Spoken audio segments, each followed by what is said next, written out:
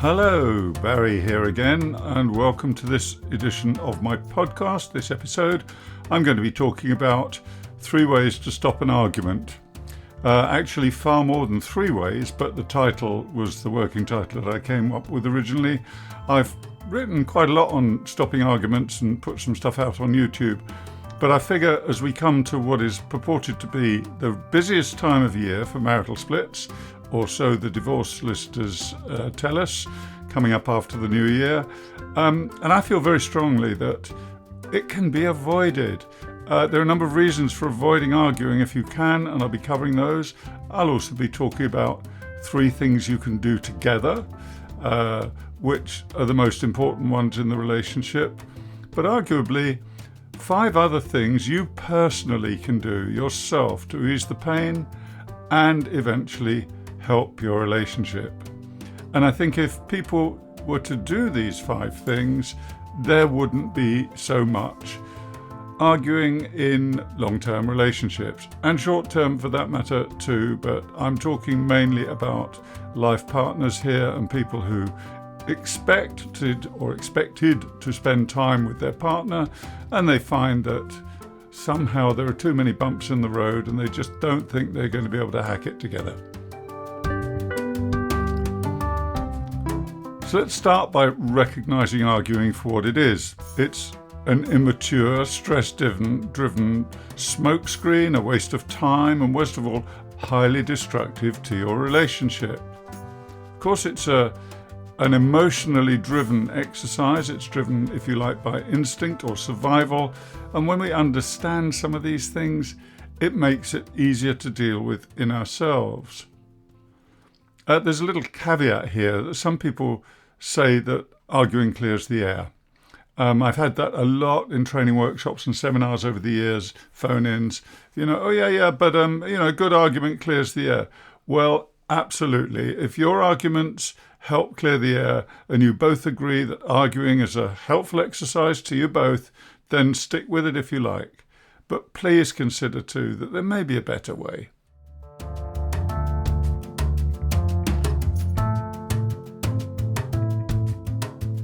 On the surface, it might seem that arguments are the biggest cause of relationship breakdown. They certainly contribute, but they're generally a harmful symptom rather than the cause of any breakdowns. And by the way, repeated behaviour like arguing simply reinforces the habit. In other words, the more you argue, the more it becomes your default position, the easier it is to access that habit. Think about this. When you're in love, when you were in love, if you can remember those times, everything was rosy. It was very hard to be unpleasant to your partner, and it promoted loving feelings and it promoted loving behaviour. Well, hurtful and hateful thoughts do the same thing in the opposite direction.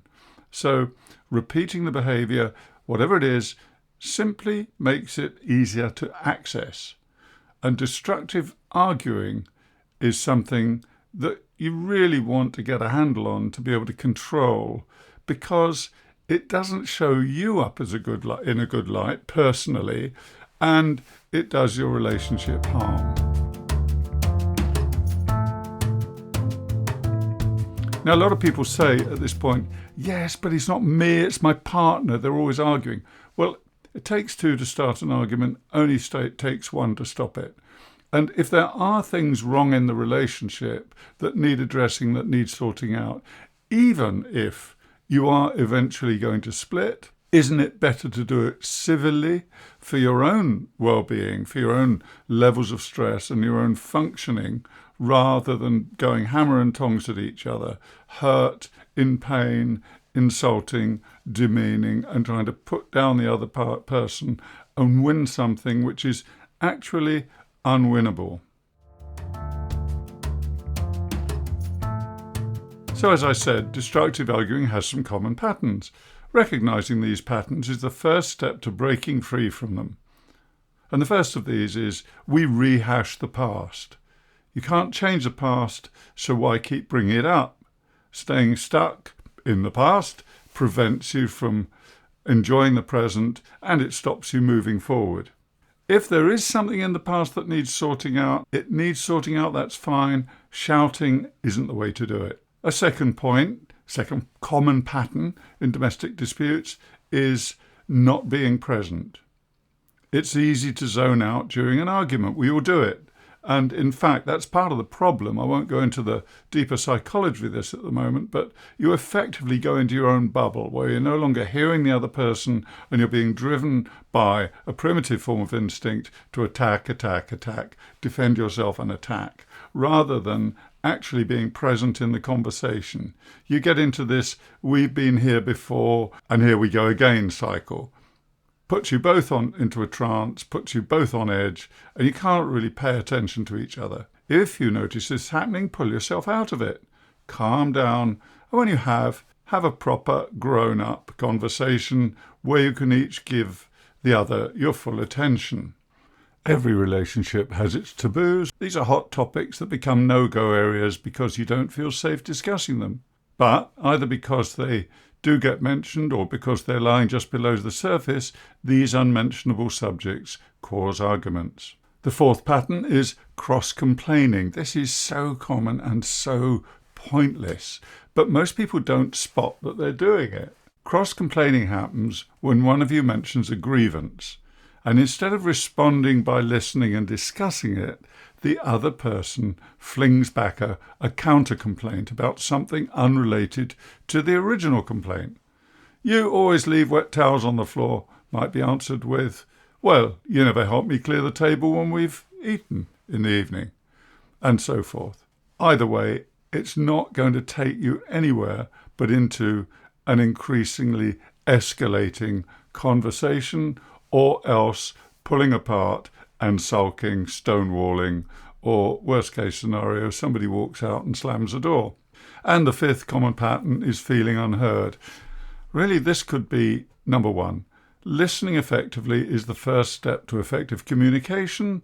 Feeling unheard is also the main cause of people yelling at each other. Think about it for a moment. There's no need to shout if you know the other person is hearing you. But when we sense that we're not being heard, our voice begins to get a little higher, we begin to speak a little more loudly, a little faster, and you know the rest. The way to break that cycle is, of course, by listening, and I'll talk about that in a moment.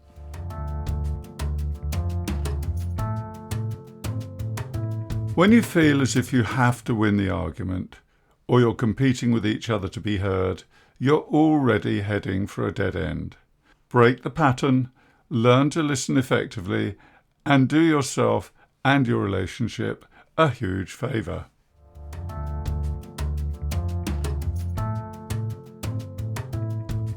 So I mentioned at the beginning there are 5 things you personally can do, never mind the other person. These are ideas that have personal responsibility written all over them. First thing to do is to understand that there are some repeating patterns, because inevitably there are, and if possible, thinking about what they are. When you see what a pattern is, you can change it. For example, maybe you tend to argue when you've both had a hard day at work, or perhaps something about how you're raising the children always causes a dispute. Whatever this pattern is, whatever cycle of dispute you get into, maybe it's a raised eyebrow or a sigh, avoid the risky times and discuss these patterns when it's not an issue. All couples have these patterns, so there's no need to feel bad about them. The responsible thing is to understand the flashpoints and to do something about the patterns that cause them. Changing the time, the place, or the words that you use can all be ways of breaking a pattern. And while I'm on it, by the way, it's really worth considering your own tone of voice, your own behaviour. How do you think you look and sound to the other person? Because it can be extremely distressing if your tone of voice is a bit harsh, or the inflection in your words, the emphasis, and that type of thing is actually irritating or winding the other person up. Although it's an instinctive way of responding, it's worth being self-aware enough to monitor your own behaviour. So maybe that's a 6th thing you can do. Either way, I've said there are 5 here, so I'll continue with that. A second constructive thing you can do is to stay rooted in the present. Instead of switching into those thought patterns that dredge up the past, focus on the here and now. Now, you can learn this from all sorts of practices like meditation, like being aware of your own breathing, simply by listening effectively. If your partner insists on going over old grievances, call a halt to the conversation and politely walk away. Now, I know that can be seen as inflammatory, but if you've previously explained that you're not walking away from the argument, you're walking away from the way you're discussing it. And you will certainly come back and discuss the issue if it's important, but you don't want to continue fighting. Perfectly reasonable point of view. And you do have to walk away because the other person is going to fire those comments at you that make it almost impossible to turn your back. Oh, that's right, walk away just as things are getting interesting, just like you always do. Fine. Just let it go and come back to it when you can discuss things in a more mature and level way. The same approach is good for taboo topics.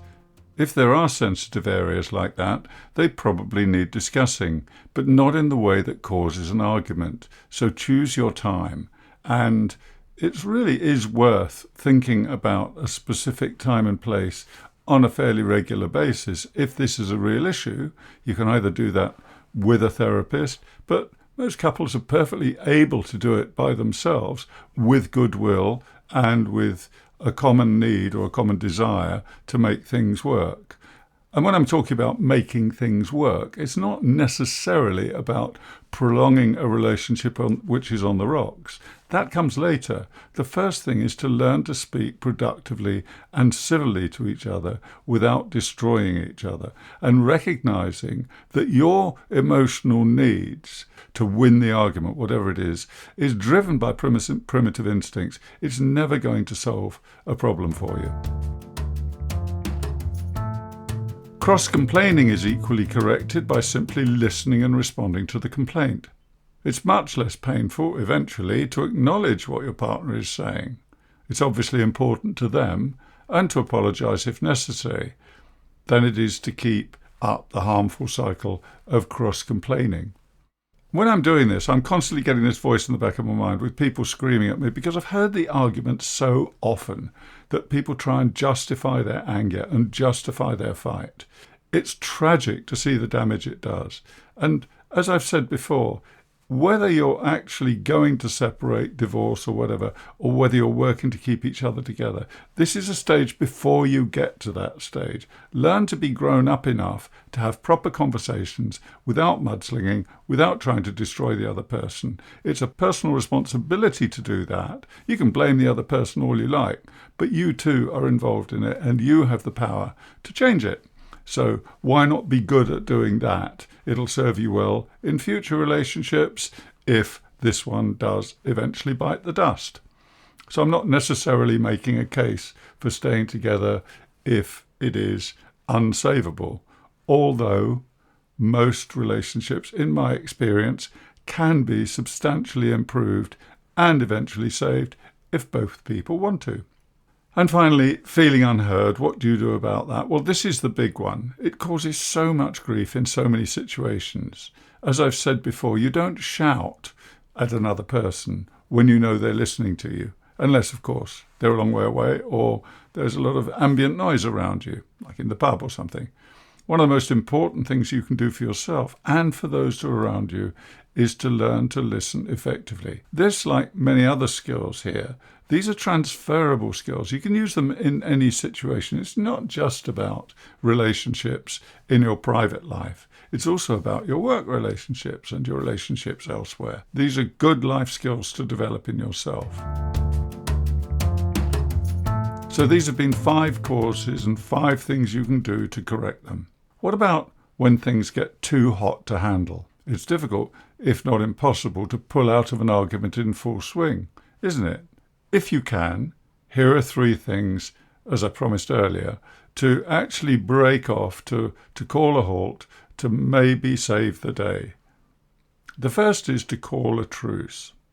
Just to hold up your hand and say, look, We're not getting anywhere like this. We've been here before. I'm not blaming anybody. We're both responsible for this. Let's just stop now.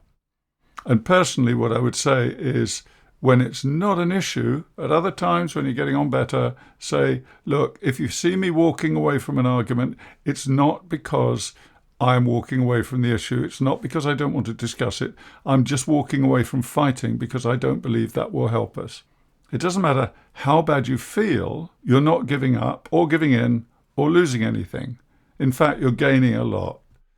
Simply, you are both agreeing to create a space to cool down, relax, and recover from the stress of fighting, and hopefully some time to get your head straight. Second interrupter, if you like, is to be present in the here and now. If you think about two people fighting, two people arguing, it's very much about opposing forces. Attack, counterattack, attack, counterattack, escalate, escalate, escalate. What happens when one person simply stops attacking and starts listening and acknowledging?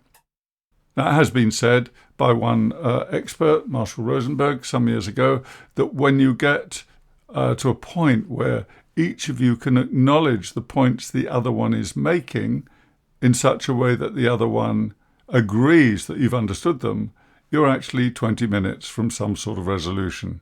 Now, it's a bold claim, but the point is, and I've been a mediator for many years and a family therapist for almost 30 years now, is that when people start hearing each other, the problems begin to turn into things you can both work on rather than triggers for fighting. So be present in the here and now, learn to listen and acknowledge what your other person is saying, what the other person is saying. You're not giving in or you're not necessarily agreeing, but you're telling them that you've understood their point of view.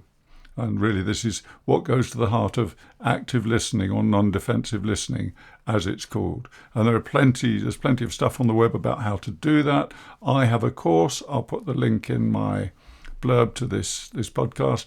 There's a course I do on listening, but I'm not selling anything here. I'm simply telling you the best bit of advice in terms of marital relationships or other long-term relationships that you'll ever get, which is learn to listen effectively. You'll do yourself and the relationship a huge favor, and that will help you stay present in the here and now when you're in your conversations.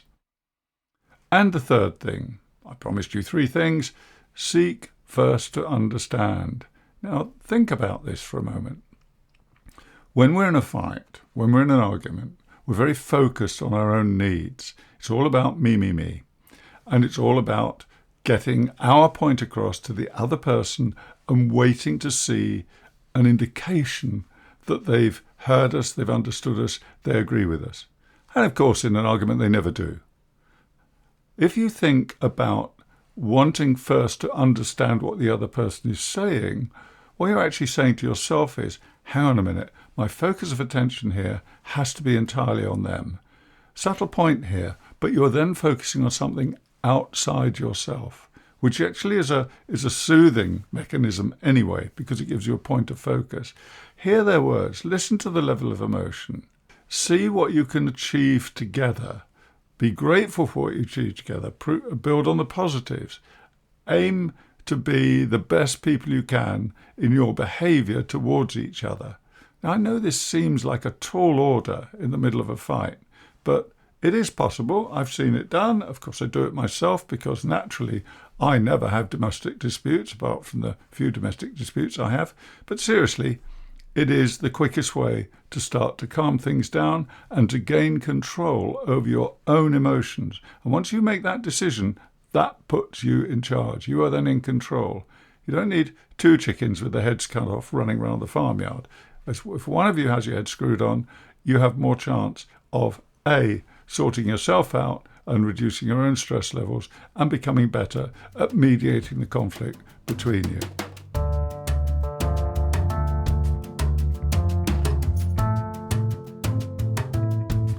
Now, I've covered quite a lot of ground here, and I don't want this to drag on and on and on. You can always email me if you have any questions, and that's info@barrywinbolt.com. As I say in all these podcasts, I'm very happy to respond to that. But a few other tactics, and one that's usually overlooked because somehow people think this is a taboo subject in itself. Apologize. Say you're sorry for the argument. You're not apologizing for being responsible. I'm sorry we argued. I'm sorry you feel that way. I regret that we've come to this point. Show sincerely that you care and make the point that you are at least contrite for your part in the dispute. As I've said, walk away, another point, always worth knowing about. Best if you've laid the ground first. Don't wait for the other person to thank you for walking away. They probably won't if they're angry. You just have to go and take the insults with it, but it will give a break to the argument, which isn't going to solve anything. Learn to handle your own stress levels. If you're calm, you're going to be much better able to handle conflict. And conflicts arise in all relationships. The problem here isn't conflict. The problem is how we're discussing the disagreement.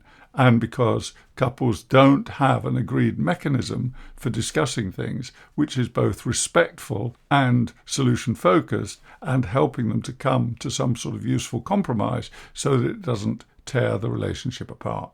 And underlying that, as I've often said, is somebody's needs somewhere. And there may be needs that arose in another relationship or in their upbringing.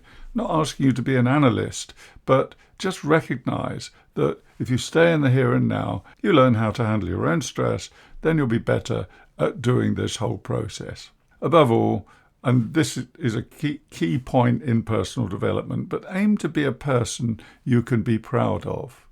One of the calming techniques I kind of discovered in my own life in a very stressful period when I was accompanying somebody in hospital at a very, very difficult time in their lives was to be able to stand back. And I was about to lose it one day when everything had gone wrong that day and we had the parking to deal with and I had to go out and feed the meter. The appointment was late, and just as my clock was ticking and I needed to go and feed the meter, the consultant came out and said, right, I've got time for you now. And it was all getting a bit too much. Plus the children were with us and it was very uncomfortable. And I remember thinking, if there was a camera on the wall filming me now, I want to look back on this moment and feel proud of the way I conducted myself. So it's entirely a personal exercise, but it pulled me back from the brink. I didn't want my kids to see their dad losing it. I didn't want to let my partner down. And it was a mechanism which I've used time and again and recommended to others. Imagine there's a fly on the wall, documentary, whatever you want to call it. If this moment was recorded, how would you want it to be remembered? What would you want to record? And that can just help you pull back so that you are proud of the way you handle that moment of stress. In any relationship that's important to you, it's a good idea to agree what I'd call a Geneva Convention with the other person that lays down how you will handle disagreements when they arise, because they will. If you care passionately about communicating effectively, then it's worth knowing how to stop an argument. There are many other possibilities. For example, here are 3 I'm coming to in a moment, but I hope I've given you a flavour of some of the main possibilities here now. I just add that never ever let a dispute get hot and out of control. Agree in your convention that you'll walk away. Make it clear when you do that you're not walking away from an important issue that needs discussing. You're walking away from the way it's being discussed. You'll be back at a more propitious time when you're both less stressed, when you have more time, and when you've had time to think it over. And you may need to schedule that time so that you can discuss it. Second point is recognize that your emotional needs will not be met by continuing to fight.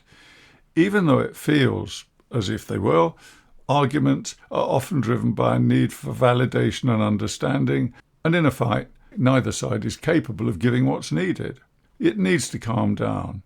Agreeing won't kill you, apologizing won't kill you. Suck it up, as my friend Phil taught me to say. Focus on calming yourself down and being the best person you can for the benefit of your relationship and for your love or care of the other person. And finally, never mind what you want. During an argument, focusing on protecting the dignity of the other person gives you a point of focus, which will help reduce the stress and the conflict. This counterintuitive stance will give you something to focus on other than me, me, me. It takes two to start an argument, but as we all know, it only takes one to stop it. Arguments are not the problem. It's how we're going about discussing the problem that is causing the argument and concealing very often the fact that there is something deeper that needs sorting out. Nobody said successful relationships are easy. You have to work at it. You have to keep working at it. The points I've mentioned in this episode are all valid. I've used them myself. I use them with clients all the time. They're all proven by research to be effective. A final little point here is just remember that, as John Gottman said, the American marital researcher, 69% of the things you argue about have no solution. So, for example, what is the right way to bring up the children? What is the right bedtime for children? Of course, all of these things are different for each child, and they're different in each couple's context. Those are just two examples. But we end up fighting about things where there's never going to be a clear answer anyway. It's probably a waste of time to argue for reasons completely other than the fact that it destroys your relationship eventually. And above all, it makes you so damned unhappy. So move on, grow up, get past it, and learn to be a mature and responsible partner, and hopefully your partner can follow your example. If it has to bite the dust, if the relationship really has to end, it doesn't have to be done acrimoniously. It can be done at least civilly. Nobody is happy at times like that, but you don't have to spend your time point scoring and attacking the other person and fending off their attacks against you.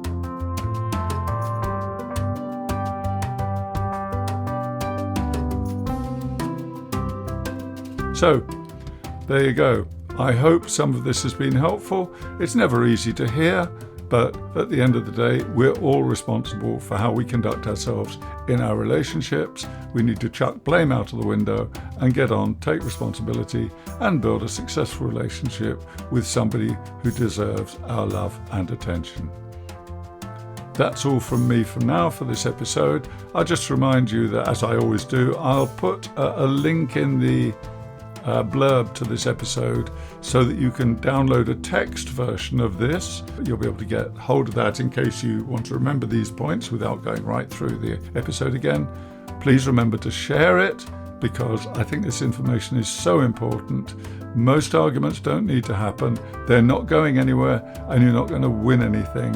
You're only going to cause grief. On that cheerful note, I'll just say thank you very much for joining me. Over to you, and have a happy year ahead.